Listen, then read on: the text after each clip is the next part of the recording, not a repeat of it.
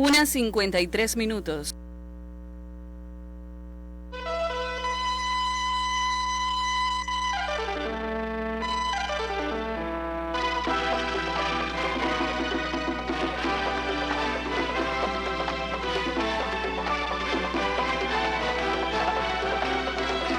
Noticiero Nacional de Radio. Buenas tardes, asisten Raúl y Miguel Díaz-Canel al 6º periodo ordinario de sesiones de la Asamblea Nacional del Poder Popular en su 9ª legislatura. Otros acontecimientos en Cuba y el resto del mundo también son titulares hoy miércoles 16 de diciembre de 2020, año 62 de la Revolución, con el sumario Dunia Silva y Eduardo Cedeño. Afirma el presidente cubano que el país ha logrado resultados exitosos en el enfrentamiento a la COVID-19 desde la ciencia y con el apoyo del pueblo. Rendirán tributo este jueves a Eusebio Leal. Quedarían miles de millones de personas sin vacunas contra la COVID-19 hasta el 2024 si fracasa el plan global de la OMS. Condena Cuba nuevas sanciones de Estados Unidos contra Turquía.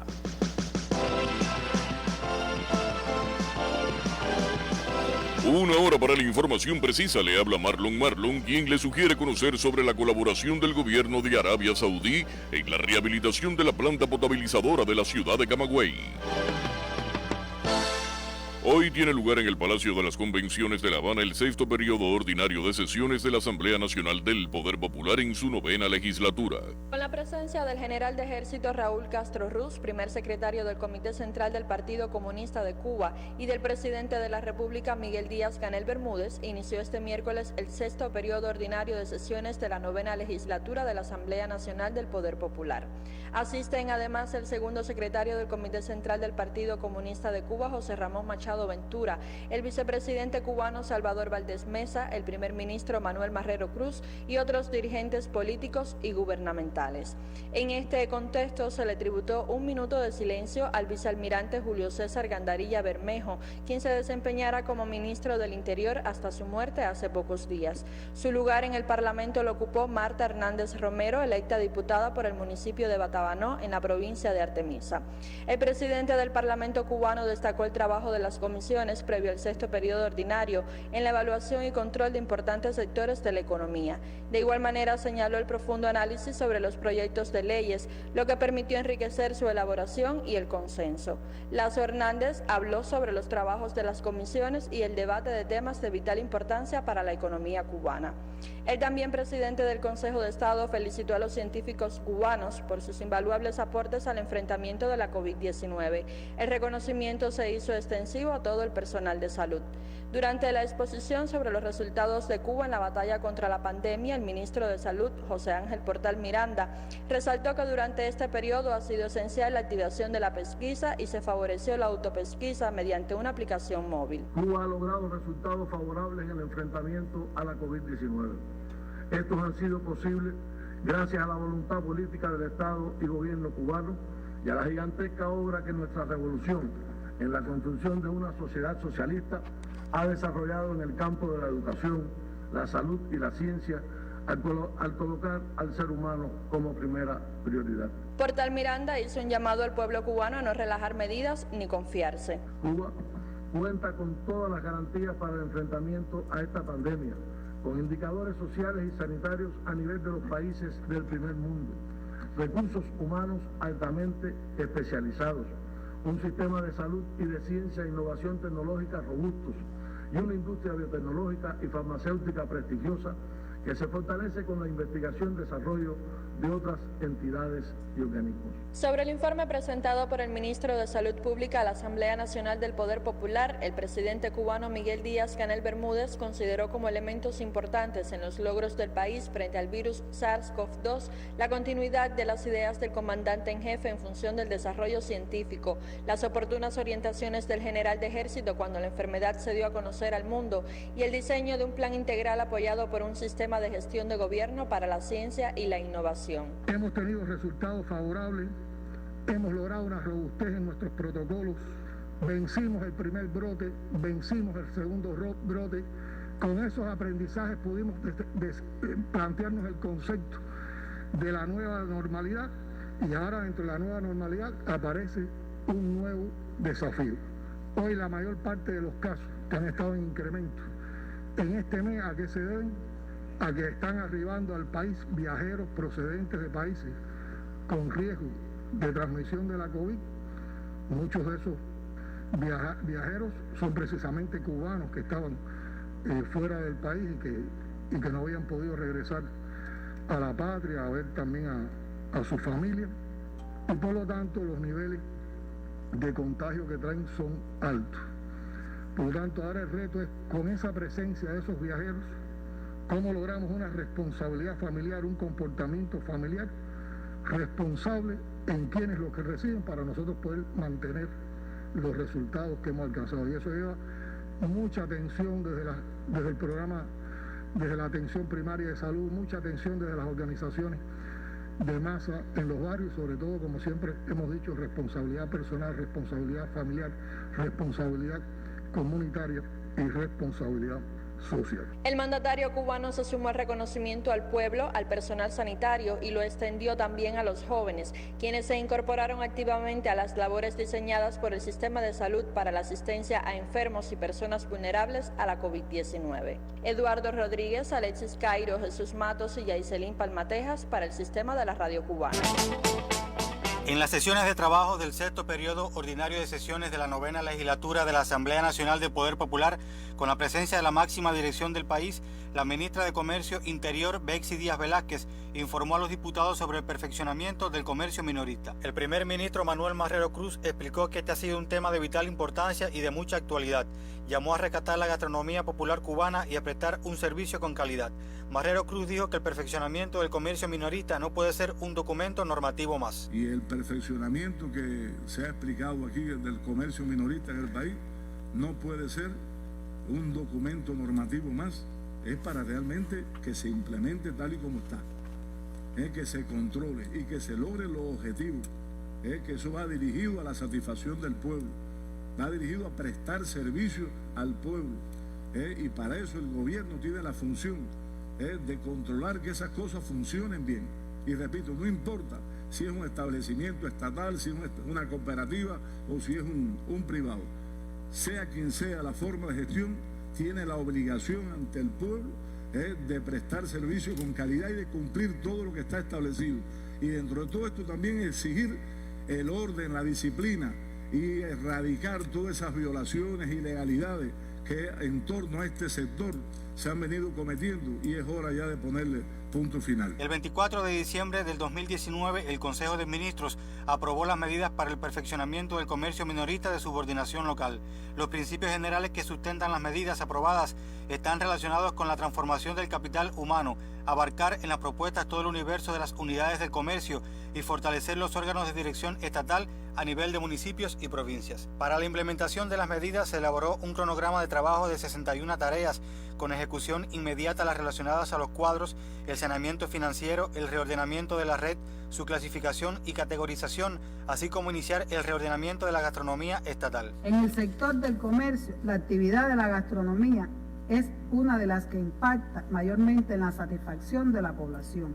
Durante los últimos años ha sido objeto de mantenimiento y reparación que han permitido alcanzar niveles de infraestructuras aceptables, fundamentalmente en restaurantes emblemáticos, centros nocturnos de elaboración y heladería.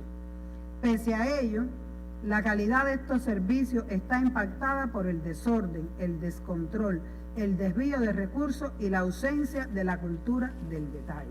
Todo ello aconsejó iniciar el proceso de perfeccionamiento integral de la actividad que abarque todos sus ámbitos y transformar su accionar. Con el objetivo de lograr las transformaciones necesarias en la actividad que permitan colocarla en igualdad de condiciones con las mejores experiencias del trabajo por cuenta propia, se diseñó un nuevo modelo de gestión estatal que prevé la autonomía económica, financiera y comercial de las unidades, así como la flexibilización de la gestión de las administraciones. En ese sentido, se emitieron indicaciones para el desarrollo del trabajo, la realización de acciones de capacitación y fueron elaboradas 19 normas jurídicas que sustentan la implantación de las medidas. Para la presente etapa de trabajo, el Ministerio de Comercio Interior ha identificado las principales áreas vinculadas a implantar el modelo de gestión estatal propuesto para la gastronomía en las entidades seleccionadas. Implantar el modelo de gestión propuesto para la gastronomía en las primeras 74 unidades seleccionadas, comenzar en otras 250 y concluir el resto de las identificadas en cada territorio en el primer semestre del 2021. Transformar los servicios de las actuales formas no estatales de gestión que no funcionan bien, unidades arrendadas y cooperativas, lo que permitirá continuar la introducción de esta forma donde se considere necesario en ambas actividades. Concluir el análisis de las medidas concebidas para La Habana relacionadas con el ordenamiento y saneamiento financiero de sus empresas, el reordenamiento de la red, la implantación del modelo de gestión de la gastronomía estatal y realizar las propuestas del perfeccionamiento de sus estructuras en los municipios. También entre los retos del sector se encuentra concluir el estudio propuesta para el fortalecimiento de la empresa municipal de comercio a partir de las indicaciones de impacto de eficiencia y la elevación de la calidad de los servicios. Eduardo Rodríguez, Alexis Cairo, Yaiselín Palma y Jesús Matos, Sistema Informativo de la Radio Cubana. 2-3 minutos. El presidente de la República, Miguel Díaz-Canel, confirmó hoy que rendirá homenaje al historiador de La Habana, Eusebio Leal, durante las honras fúnebres este jueves en el Capitolio. A través de su cuenta en la red social Twitter, el mandatario afirmó que estará allí para rendir tributo al amigo y compañero cuya obra continuaremos. Con anterioridad, el diario Granma informó que mañana, desde las 9 de la mañana y hasta las 4 de la tarde, la población podrá homenajearlo como justo reconocimiento a su imperecedera obra. Las cenizas del historiador serán expuestas en el Salón de los Pasos Perdidos del Capitolio, una de las obras de restauración y conservación monumental impulsada por Leal durante sus últimos años. Considerado artífice del rescate patrimonial en La Habana, Leal falleció el pasado 31 de julio, pero sus honras fúnebres no se realizaron en ese momento por la situación epidemiológica generada por la COVID-19. Agrega Granma que el viernes se realizará la despedida de duelo oficial con la presencia de dirigentes del Partido Comunista de Cuba, del Estado y del Gobierno, representantes de las organizaciones de masas, invitados de la oficina del historiador, otras personalidades y amigos. Ese mismo día, en ceremonia familiar, se realizará la inhumación de sus cenizas en el convento de San Francisco de Asís, en el centro histórico de La Habana Vieja. Están en sintonía con el Noticiero Nacional de Radio. Transmitimos por AM, FM, onda corta, audio real por internet y en nuestro canal de Facebook. Las frecuencias cubanas al servicio de la información, al servicio de la verdad. 2-5 minutos. El anticipo de otro tema que también será noticia. El paso de la provincia de Ciego de Ávila a la nueva normalidad en el enfrentamiento a la COVID-19. La ampliación en los minutos que siguen.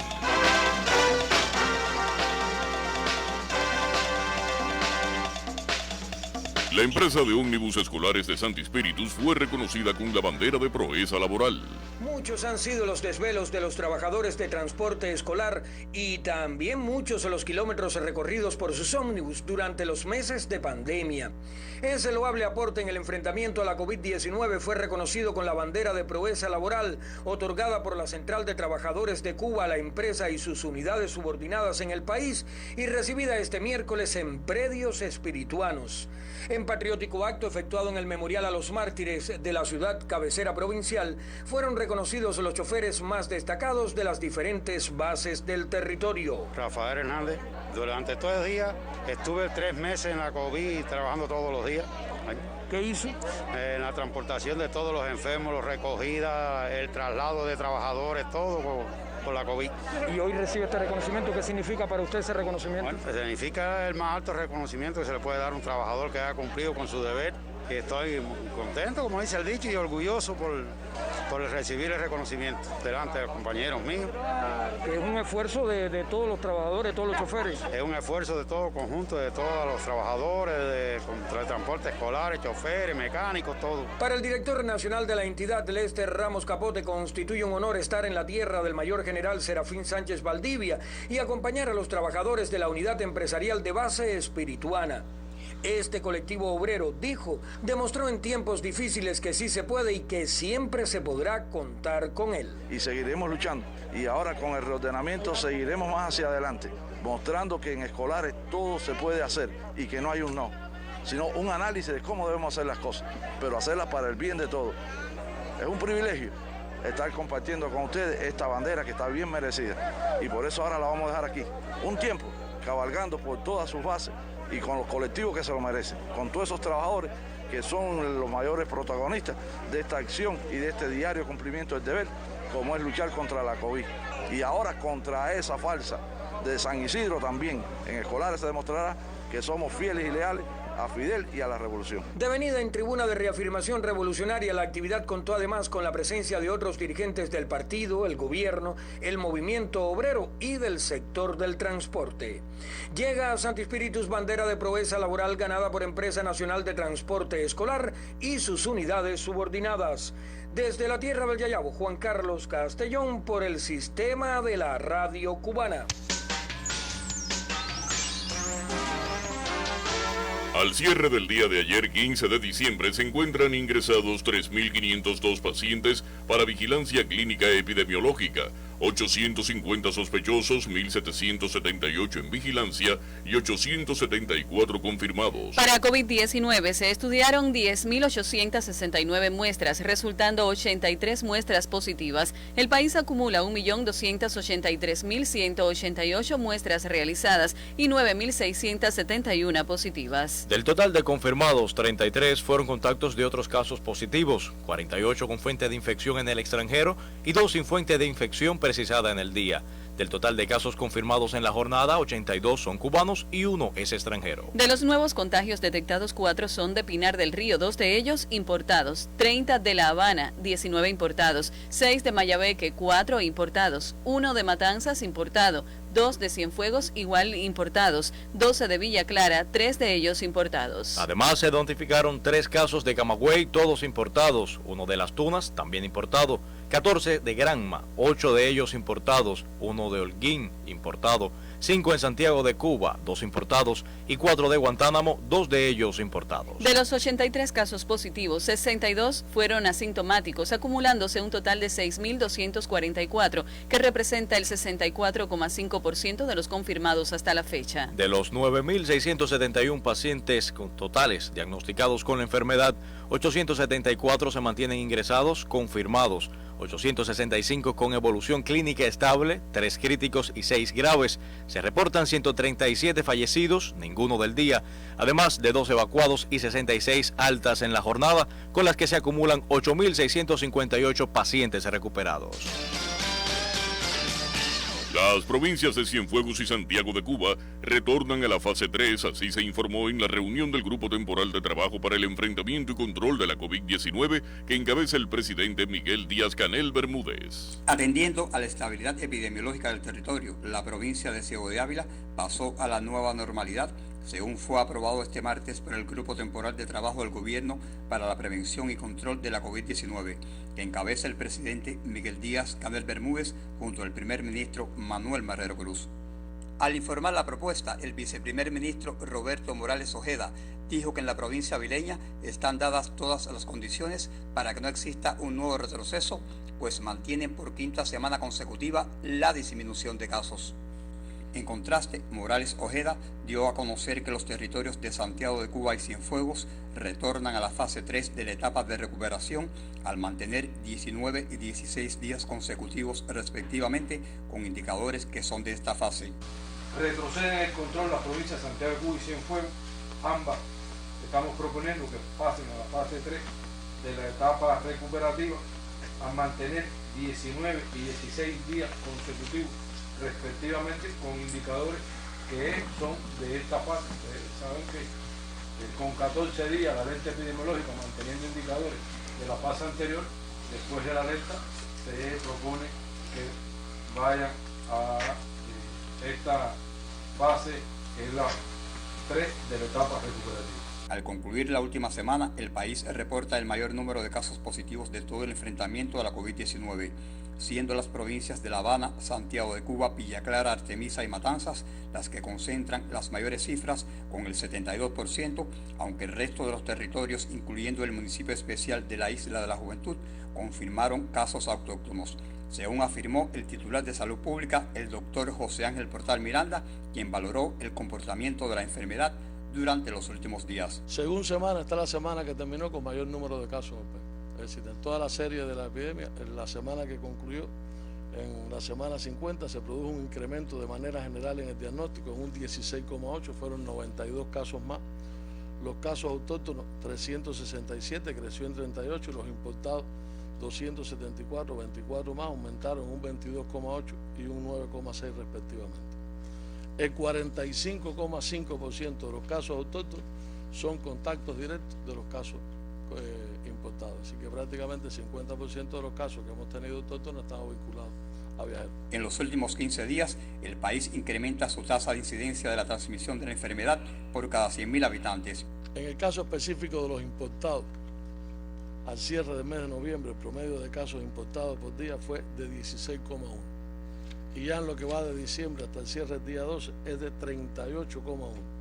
Eso representa un incremento de los casos importados en un 136,7 en la intensidad de transmisión de la enfermedad. Ante la tendencia en el número de personas enfermas procedentes de otros países que ingresan al país y la necesidad de cumplir el aislamiento intradomiciliario tras la espera de los resultados del primer y quinto PCR, el jefe de Estado cubano llamó a trabajar intensamente con las familias, pues resulta ahí donde se puede ganar la batalla en aras de disminuir los niveles de transmisión de la COVID-19 con una actuación más responsable en el orden individual, familiar y comunitario. La reunión del Grupo Temporal de Trabajo del Gobierno intercambió también sobre algunas acciones para el mejoramiento del flujo de pasajeros que arriban a nuestras terminales aéreas, fundamentalmente las de La Habana. Cuba mantiene su mirada en el control y prevención de la COVID-19 ajustada al cumplimiento de los indicadores sanitarios aprobados que permitan sostenibilidad para continuar avanzando en la vida económica y social del país.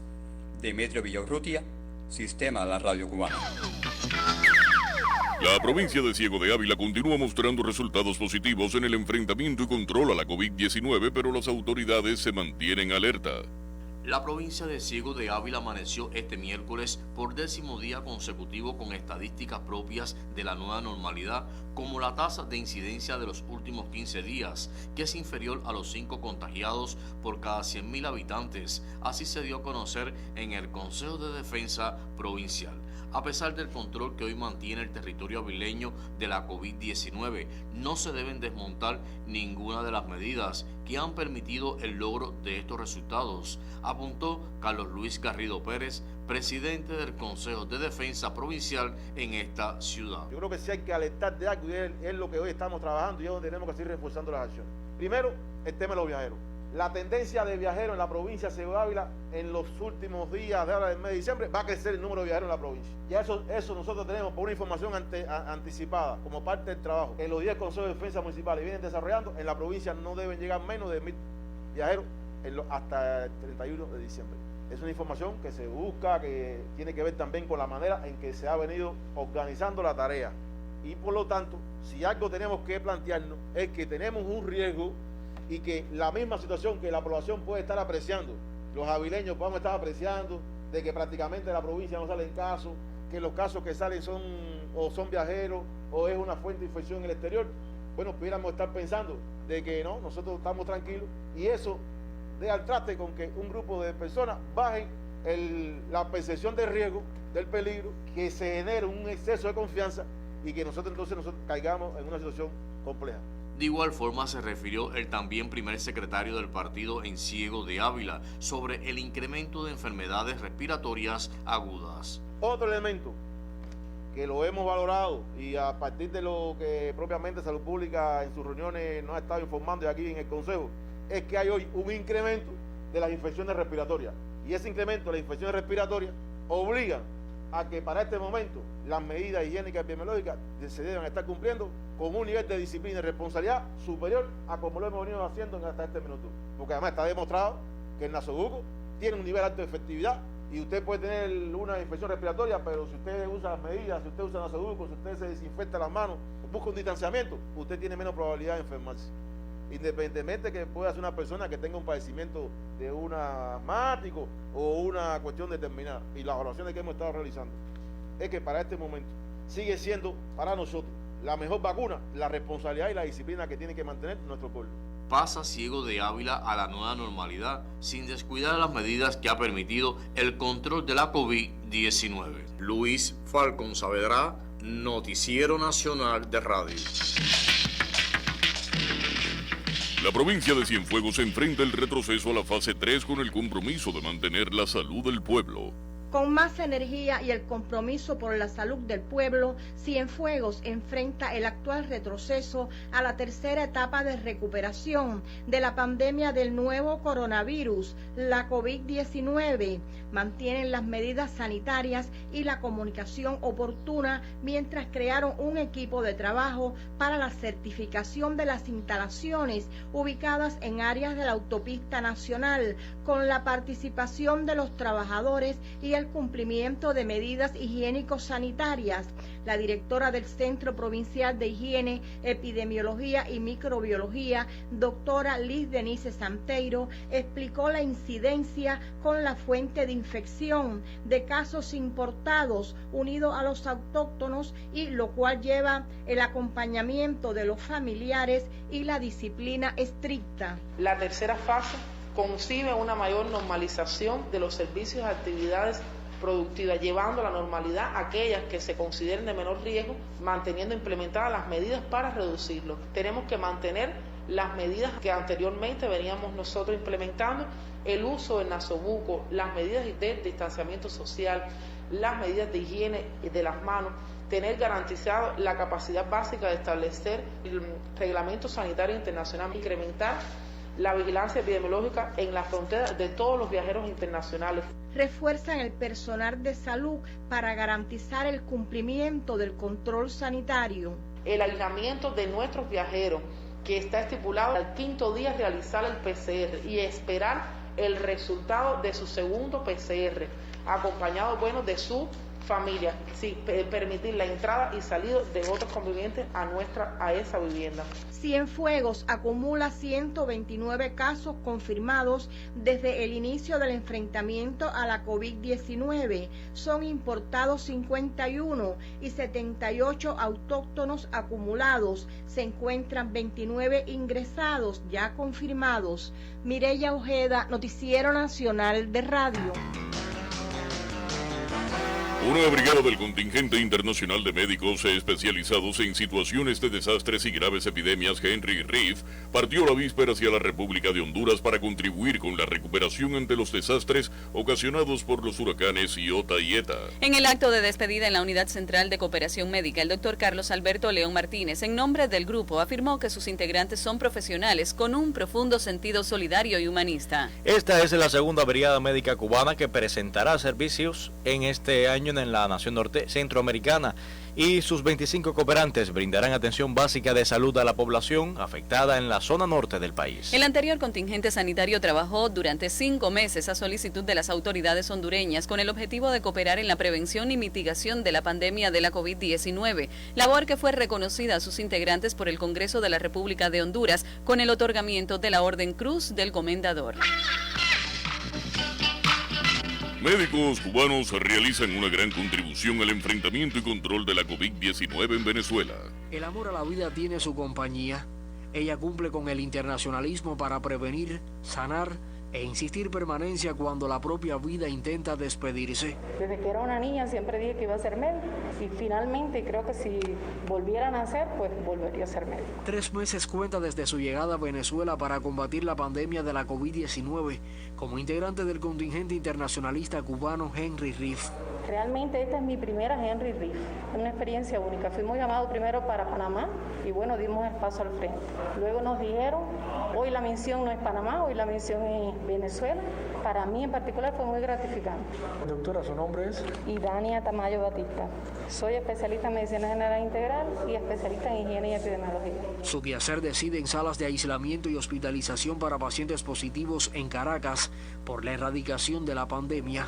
Se han logrado aplicar o estructurar y mantener el flujograma establecido para el cumplimiento de todas las normas de bioseguridad, que en definitiva es lo que nosotros venimos a exigir, a controlar, porque es lo que va a tratar de cortar la cadena de transmisión y con ello pues lograr una disminución de la morbimortalidad producida por la enfermedad del COVID. La experiencia en más de 2 décadas de labor en el sistema de salud pública de Las Tunas nutre la obra médica. Soy graduada en Las Tunas, en la provincia de Las Tunas, en el año 1990. 96. Desde entonces, pues, entre las dos especialidades que tienen una combinación muy importante entre las dos, han sido los andares de nosotros acá, trabajando con los protocolos de actuación de Cuba, que en definitiva nos han dado muy buenos resultados. La doctora tunera Idania Tamayo Batista amanece en cualquier escenario de la capital venezolana. El afán de salvar vidas la conduce sin importar complejidades y por el futuro de los pueblos. Una experiencia lindísima que nunca voy a olvidar, y qué mejor Venezuela para poder ayudar a las personas que en este momento lo necesitan tanto. Idania labora desde hace 3 meses en Venezuela para combatir la pandemia de la COVID-19. Al pertenecer al contingente internacionalista cubano Henry Riff, materializa su pasión de prevenir, sanar y sobre todo detener los intentos de dejar ir a la vida. En Venezuela, Elvis Gil, enviado especial de la radio cubana. La noticia en el mundo hoy. El Plan Global de la Organización Mundial de la Salud, OMS, para entregar vacunas COVID-19 a los países más pobres, enfrenta un riesgo muy alto de fracaso, lo que podría dejar a miles de millones de personas sin acceso a las vacunas hasta 2024. El programa COVAX de la OMS es el principal esquema mundial para vacunar contra el coronavirus a la población en 91 países de ingresos medios y pobres de todo el mundo, con la meta de entregar al menos 2.000 millones de dosis para fines del 2021 y cubrir así al 20% de las personas más vulnerables. Pero esa iniciativa está luchando por la falta de fondos, los riesgos de suministros y los arreglos contractuales complejos que podrían hacer que sea imposible lograr sus objetivos, de acuerdo con documentos internos de la OMS a los que tuvo acceso la agencia noticiosa británica Reuters. El riesgo de que no se establezca una instalación COVAX exitosa es muy alto, advierte un informe interno del directivo de Gavi, una alianza de gobiernos, compañías farmacéuticas, organizaciones benéficas y entidades internacionales que organiza campañas de vacunación globales y codirige el proyecto COVAX junto con la OMS. La falla de la instalación de COVAX podría dejar a las personas en países pobres sin acceso a las vacunas COVID-19 hasta el 2024,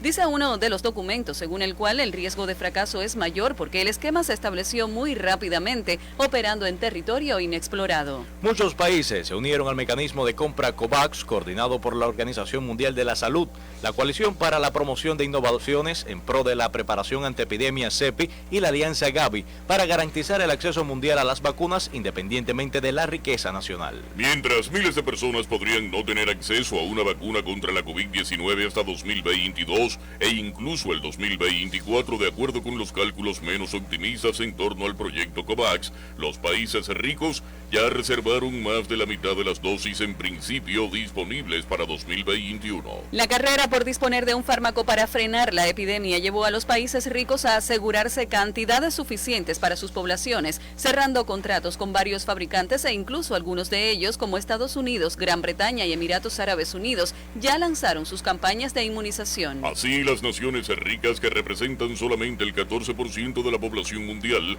reservaron más de la mitad de las dosis de vacunas cuya producción está prevista el año que viene, según investigadores de la Escuela de Salud Pública Johns Hopkins. Su estudio estima que al menos una quinta parte de la población no tendrá acceso a las vacunas hasta 2022, incluso si todos los fabricantes logran desarrollar vacunas seguras y eficaces y alcanzan sus objetivos máximos de producción. Los autores de la pesquisa llamaron a una mayor transparencia y responsabilidad para un acceso global equitativo a las vacunas contra la COVID-19 y defendieron que se trata de una problemática que va más allá de la salud. El comercio y los viajes entre países pueden verse afectados de forma continuada hasta que el acceso a medidas eficaces de prevención y tratamiento, como las vacunas, estén disponibles ampliamente en el mundo, según el informe de investigadores de la Escuela de Salud Pública de la Universidad estadounidense Johns Hopkins. Están en sintonía con el Noticiero Nacional de Radio. Transmitimos por AM/FM, onda corta, audio real en Internet y en nuestro canal de Facebook, Las Frecuencias Cubanas, al servicio de la información, al servicio de la verdad. 2:27 minutos. Día cálido y aisladas lluvias pronostica el Instituto de Meteorología. Con los detalles, la máster en ciencias, Ailín Justiz. Muchísimas gracias, muy buenas tardes y el saludo para todos los que están en sintonía con el Noticiero Nacional de Radio. Las condiciones meteorológicas en Cuba y mares adyacentes han mostrado muy poca variación durante las últimas jornadas. Se mantiene la influencia de una masa de aire seca y estable que sigue limitando las precipitaciones a lo largo de todo el territorio nacional. Y las temperaturas siguen mostrando un ascenso. Los días sobre todo resultan cálidos porque al menos en las madrugadas llegan a ser ligeramente frías en algunas localidades del interior. Esta jornada continuarán similares esas condiciones del tiempo. Habrá sol y algunas nubes durante la tarde, pudiera nublarse en algunas localidades de la región occidental, pero con escasas precipitaciones. Luego en la noche continuarán los nublados parciales en las provincias occidentales y muy poca nubosidad en el resto del país, también sin precipitaciones. La jornada será calurosa con máximas entre 29 y hasta 32 grados Celsius en el sur oriental e incluso pueden ser superiores en algunos puntos de esa parte del país como prácticamente de costumbre, y en la noche estarán entre los 20 y 23 grados, también superiores en el sur de Oriente, donde pueden llegar hasta los 26 grados Celsius en Santiago de Cuba. Los vientos serán variables débiles, aunque en zonas de la costa norte oriental soplarán del este hasta 25 kilómetros por hora. Con este régimen de vientos habrá poco oleaje en el norte oriental y mar tranquilo en el resto de nuestras costas. Así que ya usted sabe, una jornada de calor y pocas lluvias en toda Cuba. Ailín Justiz Águila, Noticiero Nacional de Radio.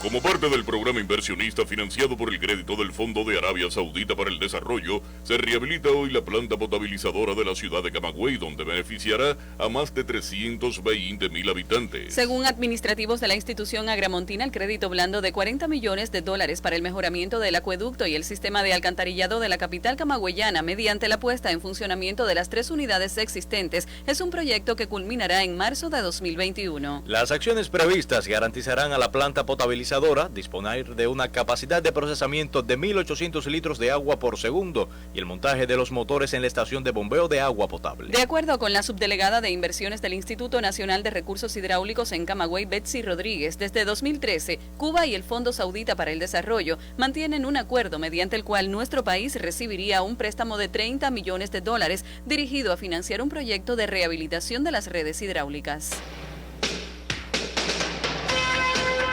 La Empresa Nacional para el Control del Uso Racional de la Energía en Villa Clara muestra resultados satisfactorios en este año a pesar del bloqueo de Estados Unidos y la pandemia. Nuevamente este 2020 estuvo marcado por un escenario energético adverso para el país. En estas circunstancias, la Oficina Nacional para el Control del Uso Racional de la Energía, ONURE de Villa Clara, desempeñó un papel protagónico en lograr la eficiencia energética de la provincia.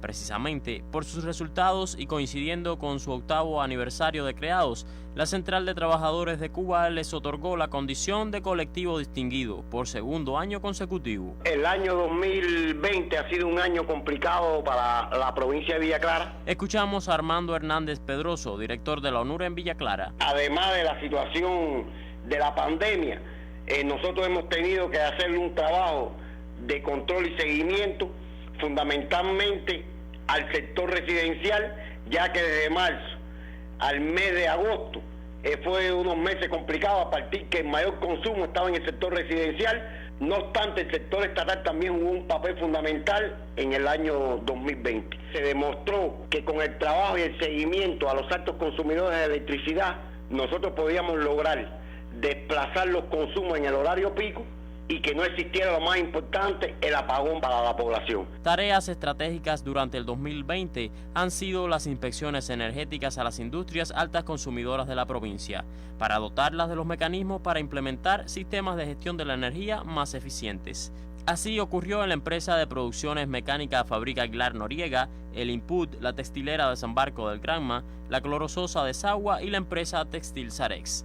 Donde nosotros hicimos 42 acciones de control, más de 13 entidades de evaluación fue que no justificaban el control del combustible y más de 213,000 pesos en afectación económica, donde también en esas entidades nosotros no solamente le detectamos las no conformidades, sino también que le enseñamos y le dimos las herramientas cómo tener un mayor control en el tema de los portadores de energía. Sin demasiado espacio para el descanso, la labor de la ONURE de Villa Clara ha contribuido a que la provincia evitara apagones por falta de generación. Desde la contingencia energética en septiembre de 2019 hasta la fecha, nosotros hemos logrado que por el concepto del control, el concepto del ahorro, tanto en el sector residencial como en el sector estatal, la provincia ha ahorrado más de 30.962 toneladas de combustible. Eso significa un mes de generación total de electricidad para la población de la provincia de Villa Clara. De esta manera, el colectivo de la Oficina Nacional para el Control del Uso Racional de la Energía, ONURE de Villa Clara, festeja su 8º aniversario de creada. Aprovechar este espacio y felicitar a nuestros trabajadores, a los trabajadores de la ONURE, que tenemos ese gran compromiso con nuestra provincia, con nuestro país y por supuesto con nuestro pueblo, para que todo lo que se haga con eficiencia. Recibe la Oficina Nacional para el Control del Uso Racional de la Energía, ONURE de Villa Clara, la condición colectivo distinguido por 2º año consecutivo. Para este espacio es un reporte de Osdani Meriño González. Del acontecer cultural cubano. La Orquesta Sinfónica Nacional de Cuba ofrecerá el día 20 de diciembre un concierto en homenaje a la prima bailarina absoluta Alicia Alonso, a propósito del centenario de su natalicio. Dirigida por su titular, el maestro Enrique Pérez Mesa, la función tendrá lugar en la Sala Covarrubias del Teatro Nacional en la víspera del onomástico de la legendaria bailarina, quien cumpliría el 21 de diciembre un siglo de vida. La provincia de Matanzas se alzó con los premios nacionales en conservación y restauración de monumentos y sitios que confiere el Consejo Nacional de Patrimonio Cultural para estimular la protección y rescate del patrimonio edificado, histórico y natural de Cuba. En la categoría de conservación, el jurado confirió el lauro al Museo Farmacéutico de Matanzas, monumento nacional y única botica francesa del siglo XIX que se preserva en el mundo. Otro monumento nacional, el Teatro Sausto, uno de los máximos exponentes del estilo neoclásico y paradigma de las construcciones teatrales del siglo XIX, conquistó el máximo reconocimiento en restauración.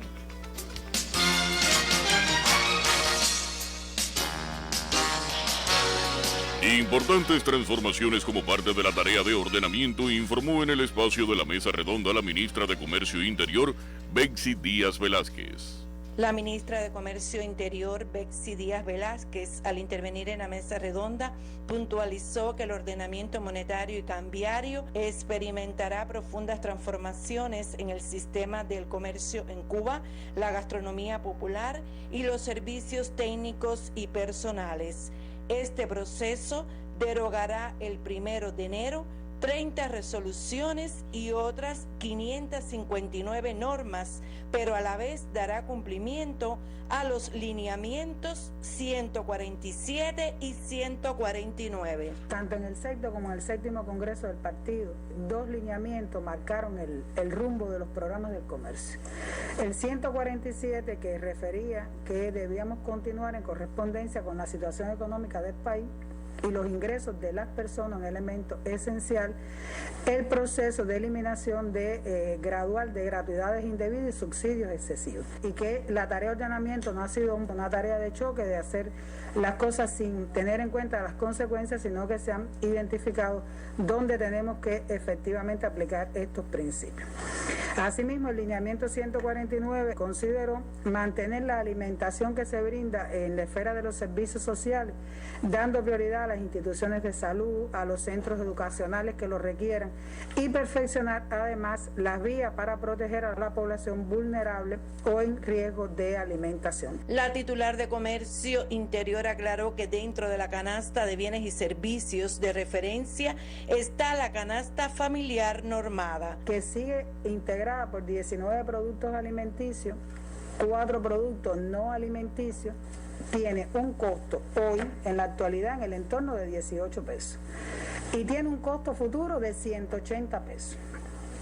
Y si a esa canasta usted le incorpora entonces los combustibles y otros servicios, productos de aseo y otros productos imprescindibles, entonces va a el costo total de los 1.528 pesos. Betsy Díaz aclaró que la libreta de abastecimiento estará vinculada con la actual bodega de las personas y mantiene los 19 productos alimenticios y 4 no alimenticios. Aun cuando los consumidores han conocido a través de la Gaceta Oficial de la República algunos de los precios del arroz, el azúcar y otros productos en las bodegas del país, habrá una tablilla oficial. Esa tablilla ya está impresa y va a estar en todas las unidades el día que iniciemos la venta de la canasta familiar normal. La titular de Comercio aseguró que la nueva canasta familiar dará un tratamiento diferenciado a 1.055.000 niños. El producto compota que lo reciben los niños desde que nacen hasta los 2 años se mantiene con el precio actual, por lo tanto es un producto que no varía su precio. Se mantienen también con el precio actual la leche, la carne que reciben los niños, el picadillo que reciben los niños fundamentalmente en La Habana, que no se entrega carne, y el pollo, cuando este producto sustituye el picadillo por la carne. Las dietas médicas mantendrán los subsidios, así como los uniformes escolares, la canastilla y el calzado profiláctico conocido como zapato ortopédico.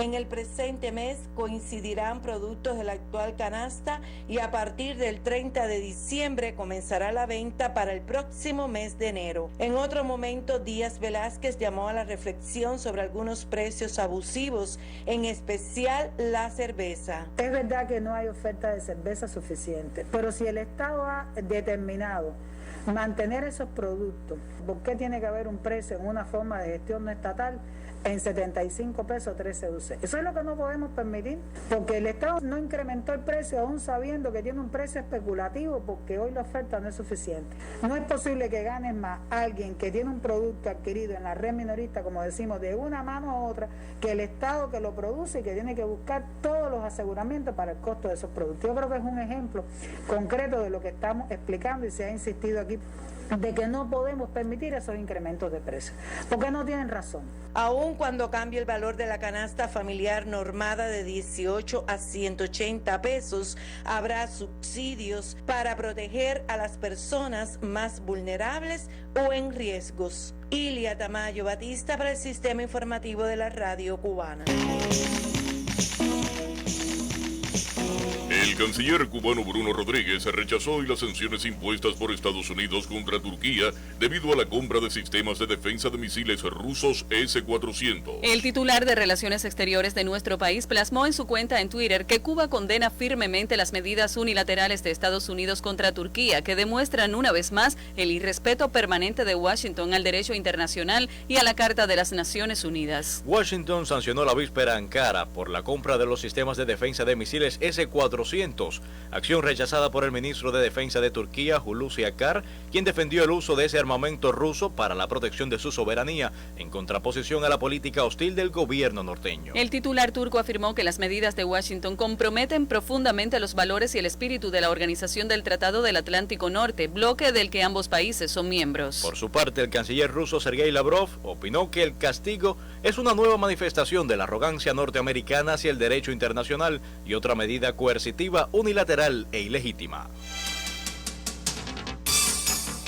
La embajadora de Cuba en Canadá, Josefina Vidal Ferreiro, sostuvo hoy un encuentro virtual con el senador Peter Bowen, presidente del Comité Permanente de Relaciones Exteriores y Comercio Internacional del Senado de ese país. Durante el intercambio calificado de excelente por la diplomática cubana, ambos representantes gubernamentales pasaron revista al estado de las relaciones bilaterales entre La Habana y Oragua, ininterrumpidas durante 75 años. La diplomática actualizó al senador canadiense acerca del proceso de unificación monetaria que implementa Cuba como parte del reordenamiento de la economía nacional y explicó los resultados del país en el enfrentamiento a la COVID-19. De igual forma, la embajadora denunció el recrudecimiento del bloqueo económico, comercial y financiero de los Estados Unidos causante entre abril de 2019 y marzo de 2020 pérdidas que superan los $5.000 millones.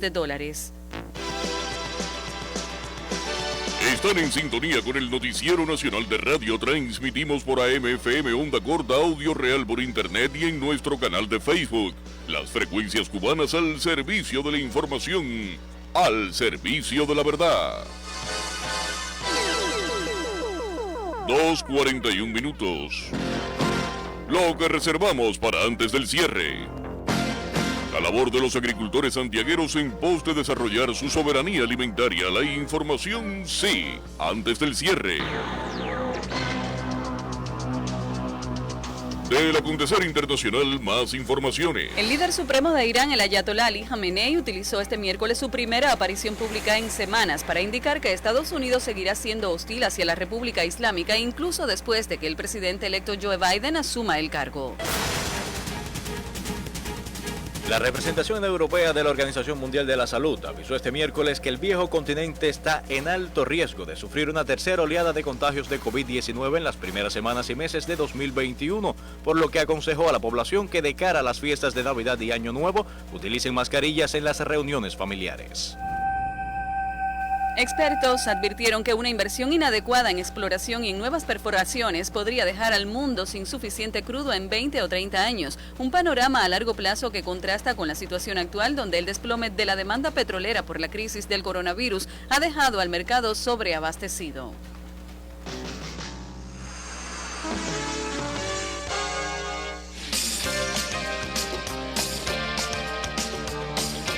Deportivas, Guillermo Rodríguez Hidalgo Gato. Sí, gracias. Estamos con los deportes en el Noticiero Nacional de Radio. La Comisión Nacional de Béisbol informa que 5 integrantes del equipo Industriales que intervienen en la 60 Serie Nacional resultaron positivos a la COVID-19. El diagnóstico resultó de los exámenes realizados a todos los miembros de esa nómina en el inicio de esta semana. En correspondencia con los protocolos sanitarios establecidos en el país, los 5 jugadores fueron hospitalizados para recibir tratamiento especializado y sus contactos cumplen un periodo de cuarentena. De esta forma quedan pospuestos los partidos de este miércoles y jueves entre Industriales y Pinar del Río previstos para el Estadio Capitán San Luis. En los restantes enfrentamientos de esta tarde, Santiago derrota a Holguín 2 carreras por 0 en el quinto inning. En el sexto, Granma vence a Guantánamo 9-4. En el quinto, Artemisa derrota a 4 carreras por 1 a la Isla de la Juventud. Matanzas supera 7-3 en el quinto a Cienfuegos. Mayagüez, que acaba de empatar el choque frente a Villa Clara, 4 carreras en el quinto inning. Camagüey vence 2-1 a Santo Espíritu en el sexto. Ciego de Ávila 11-5 sobre las Tunas en el cuarto inning. Después de los resultados de ayer, Granma se mantiene al frente con 41 victorias, 22 derrotas. Le siguen Santo Espíritu con 40 y 22, las Tunas 38 y 25, Matanzas 37 y 26 en el cuarto puesto, Cienfuegos 36 y 27, sexto Pinar 33, Sonrisas 27 Descalabros, y están abrazados del séptimo al décimo los equipos de Santiago, Camagüey, Mayabeque e Industriales. Guillermo Rodríguez Hidalgo Gato, Deportes, Noticiero Nacional de Radio. El Polo Productivo La Ceiba de Santi Espíritus trabaja para incrementar la producción de alimentos. En apenas un mes, luego del último recorrido de la radio por los fértiles parajes del Polo Productivo La Ceiba, perteneciente a la Cooperativa de Producción Agropecuaria Boris Luis Santa Coloma, en el municipio espirituano de Jatibonico, germinan nuevas plantaciones de viandas y granos, indispensables para completar los compromisos trazados por el territorio con la mira puesta en la soberanía alimentaria. Ya tenemos alrededor de 40 hectáreas sembradas y las otras se están alistando con bueyes y con maquinaria para lograr completar el total del área de nuestro polo productivo sembrada. Johenny Brunet Granados al frente de las producciones de la CPA. Contamos con 8 hectáreas de maíz, 6 hectáreas de garbanzo, 14 de plátano, 2 hectáreas y media de malanga. Tenemos cultivo de yuca de diferentes etapas, alrededor de 7 hectáreas de yuca, 2 hectáreas de boniato. Contamos también con calabaza, logrando principalmente totalizar el área. Cada vez que limpiemos un área, la preparemos, lograr sembrarla por completo, que el fruto de la siembra es lo que elimina todo las malezas y completar todo el área del polo productivo, que ya nos quedan alrededor de 20 hectáreas solamente. Modernos sistemas de riego impulsan los frutos del polo productivo La Ceiba en Jatibonico. Contamos con un sistema de riego con 8 enrolladores, los cuales se riegan 24 horas, 2 turnos de 24 horas. Estamos constantemente echándole agua a todos los sembrados. Es la potencialidad que tenemos, que podemos sembrar en cualquier etapa del año y en cualquier momento, porque tenemos el agua, como dice uno, para garantizar la siembra. Los trabajos voluntarios que cada domingo movilizan disímiles fuerzas laborales hasta los sembrados de la cooperativa jatiboniquense también abonan los surcos. Vienen todos los domingos un gran grupo de jóvenes, mujeres, federadas, y trabajadores que vienen a dar un apoyo aquí al pueblo productivo en las necesidades, en lo que haya urgentemente en ese momento de chapea, guataquea, escalde, lo que haya que hacer. Eso nos da un gran impulso porque ustedes saben la fuerza de trabajo, al tener una gran área, necesitamos a veces, estamos en algún pico de que tenemos algún trabajo, algún cultivo y entonces con eso nos da un gran apoyo porque nos hace salir adelante, como dice. Y entonces esta comida se revierte en que va después para el pueblo de los propios trabajadores que vienen aquí al trabajo voluntario, después ellos mismos pueden ver el fruto de su trabajo. Incrementan sembrados de granos y viandas en el polo productivo La Ceiba, en el municipio espirituano de Jatibonico. Oscar Salavarría Martínez, por el Sistema Nacional de la Radio Cubana.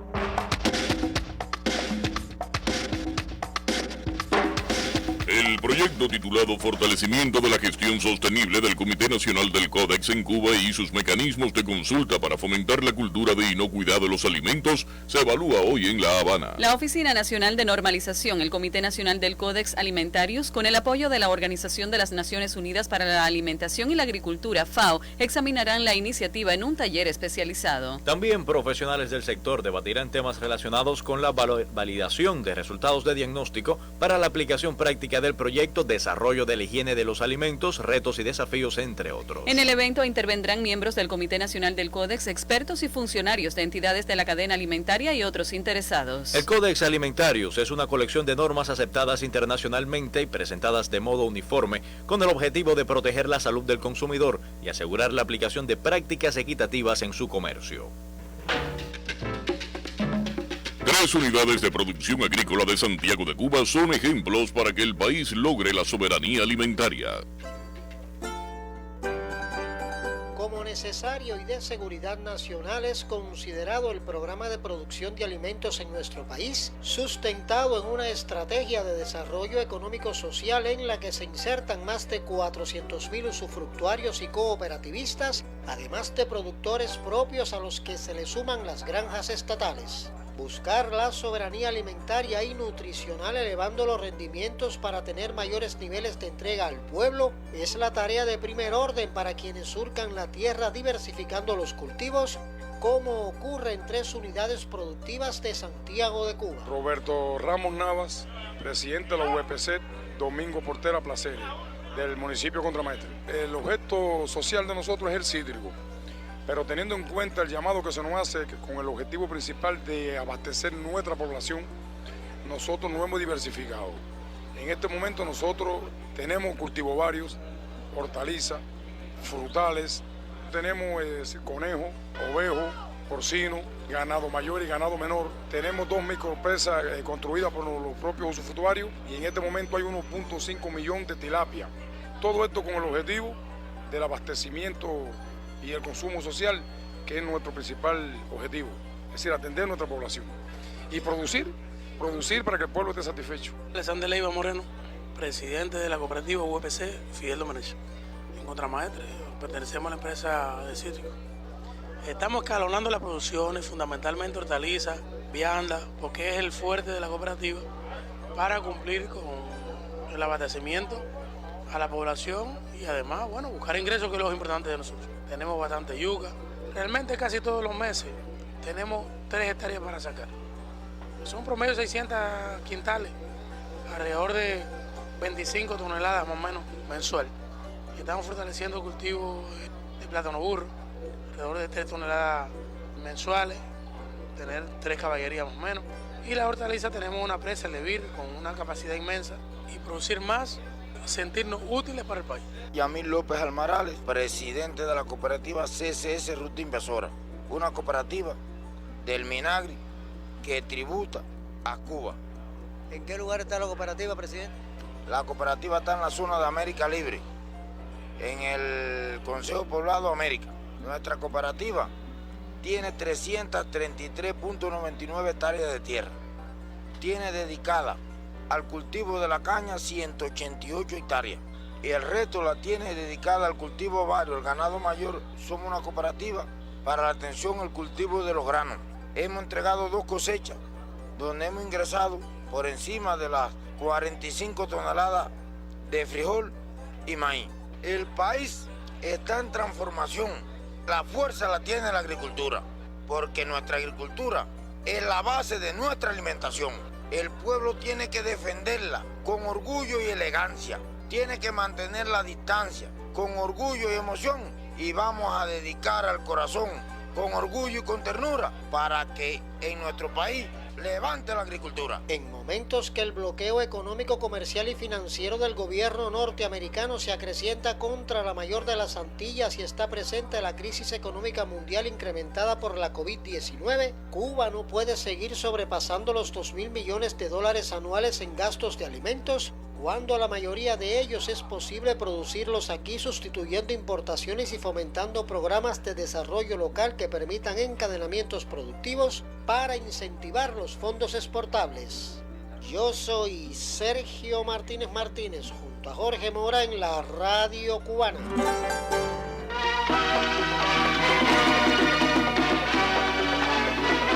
Fueron titulares en esta emisión. La asistencia de Raúl y Miguel Díaz-Canel al 6º periodo ordinario de sesiones de la Asamblea Nacional del Poder Popular en su 9ª legislatura. La afirmación del presidente cubano de que el país ha logrado resultados exitosos en el enfrentamiento a la COVID-19 desde la ciencia y con el apoyo del pueblo. El llamado del primer ministro cubano a rescatar la gastronomía popular y a prestar un servicio de mayor calidad. El tributo que rendirá Cuba este jueves a Eusebio Leal. Los miles de millones de personas que quedarían sin vacunas contra la COVID-19 hasta el 2024 si fracasa el plan global de la OMS. La condena de Cuba a las nuevas sanciones de Estados Unidos contra Turquía. Y la colaboración del gobierno de Arabia Saudí en la rehabilitación de la planta potabilizadora de la ciudad de Camagüey. Trabajamos en esta emisión Luis Lino Hernández, Omar Suárez y Luis Jesús González en la redacción, Francisco Estanos y Andrés Chan en la asistencia. Voces informativas Dunia Silva y Eduardo Cedeño. Conducción Marlon. Realización del sonido y dirección general Joan Luis García.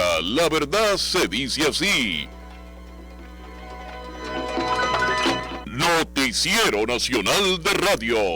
Buenas tardes.